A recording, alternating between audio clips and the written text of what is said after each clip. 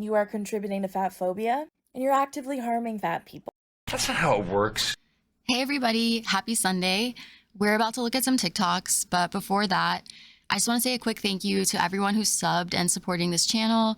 The channel is not even a month old and we've already grown to 3.5K subs.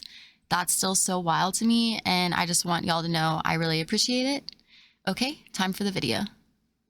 Just a friendly reminder to everybody, this is what you should not do. This comment is about Marissa's one-person shows. You should not invalidate fat people's experiences. Because when you do that, you are contributing to our fat oppression. You are contributing to fat phobia, and you're actively harming fat people.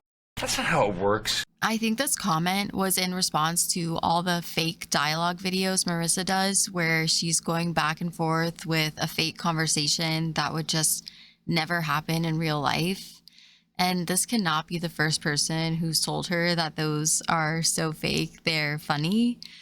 But just by saying that, she's making it about invalidating fat people's experiences and contributing to oppression and actively harming fat people by not positively reinforcing her one-person plays. Fine, do your stupid show.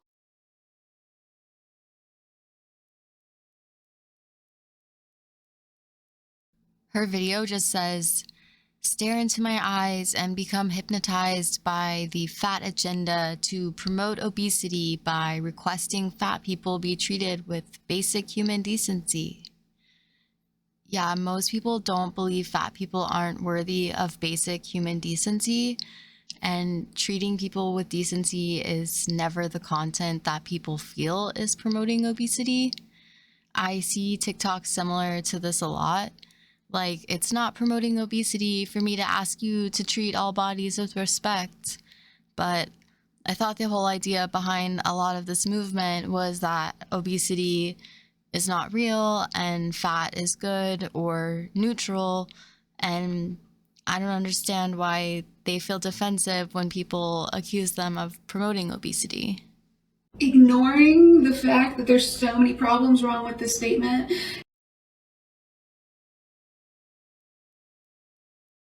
Tell me where I mentioned weight in that video.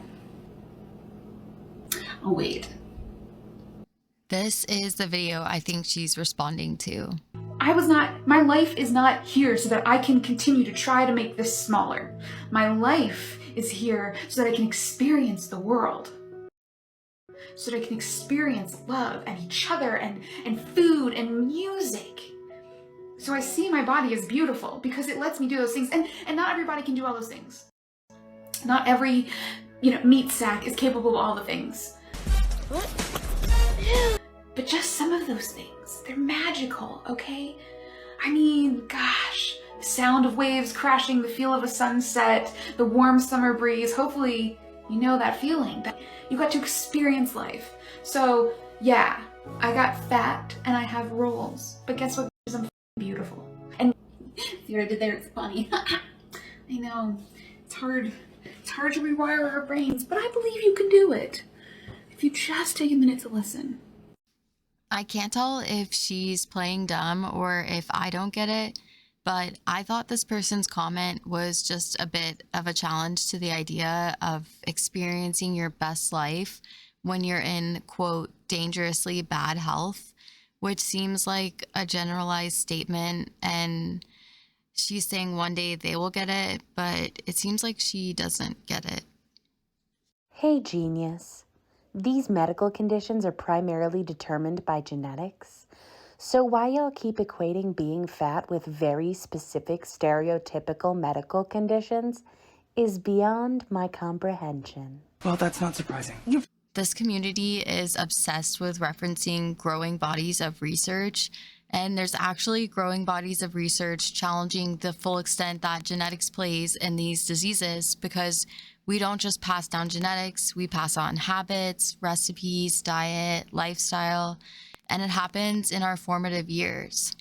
Our mom told us when we were younger, if we ate a sugar, you drink a Diet Coke afterwards and it'll cancel out the sugar. That's messed up. Okay. Do you believe it to be true? I did when I was a kid. How How can we not sympathize with this? A lot of people are given bad information as they grow up and they don't unlearn it overnight. I think it's empowering to know that we're discovering that our diet and lifestyle are greater factors than we previously thought in certain illnesses. Why would I listen to you? Her caption here is, when a stranger with no medical background comments on my page telling me to lose weight. And we hear her say, why would I listen to you? And I just immediately thought, this is the same attitude towards actual doctors now. It doesn't matter if the person has no medical background or they're a doctor. This community is actually encouraging people to find medical practitioners who participate in the HAZE approach. Confirmation bias is messy in itself, but when you start actually navigating your healthcare through your confirmation bias, you're a more confident person than I am. Okay, so another thing I just find like really weird and like kind of funny because people are so stupid, is when people are like, oh my god, Marissa, you pretend to be such a good person. And it's like, where have I ever pretended? I know I'm an asshole. I know I'm an asshole. Well, we're so grateful that you do. I can be like a lot of the times, and I am okay with that because I accept myself and I don't feel bad about that. Because in my opinion, when I'm an asshole, it's warranted. It's deserved. Like, No surprise here. I don't go out of my way and just say to everybody. I say off to the people who cross my boundaries or who are dicks to me and who don't respect me or harass me or bully me or whatnot. But sometimes I can be a dick and I'm well aware of that and I'm okay with it. Just be yourself. And this is a terrible idea for a multiplicity of reasons. I think Marissa has been on a roll this week with the self-aware videos, and I really liked all of this one, except I disagree with the part where she says she's only a D-bag to people who aren't assholes first, or maybe her definition is just really different than mine. I don't think someone just openly disagreeing with what I say in a TikTok is someone being an a-hole, but I feel like that definitely falls under her definition. So, of course, she feels justified every day. Fine. Do your stupid show. You can eat whatever you want, whenever you want. Yes, you can eat whatever you want, so long as it's in moderation. Is that what I said? I don't think that's what I said. What, are you gonna tell me there's something wrong with saying eat in moderation? Well, duh. Consciously moderating what you're eating is just another form of restriction. Well, that's not the harmful kind of restricting, though. No, it still is, because restricting leads to binging. You've got to be kidding. Nope. When you tell yourself you can't do something, you're just going to want to do it so much more, so... What I said was, give me all the bacon and eggs you have. I know what he's saying here does have some truth to it, but he's stretching the truth into eat whatever, whenever, and that's the opposite side of the spectrum. There is a balance between not allowing yourself to have any refined carbs or sugar and eating all the refined carbs and sugar you feel like whenever you feel like. And this isn't even beginning the discussion of how cravings work and can be triggered. When I don't eat processed sugar for periods at a time and then break that with something like Oreos, all of a sudden my body wants Oreos the next night, even though I haven't had sugar like that in however long. Moderation to me means everything in moderation, including moderation. Thank you so much for coming to hang out on another video, and extra thanks if you made it here to the end. Let me know what you thought down below.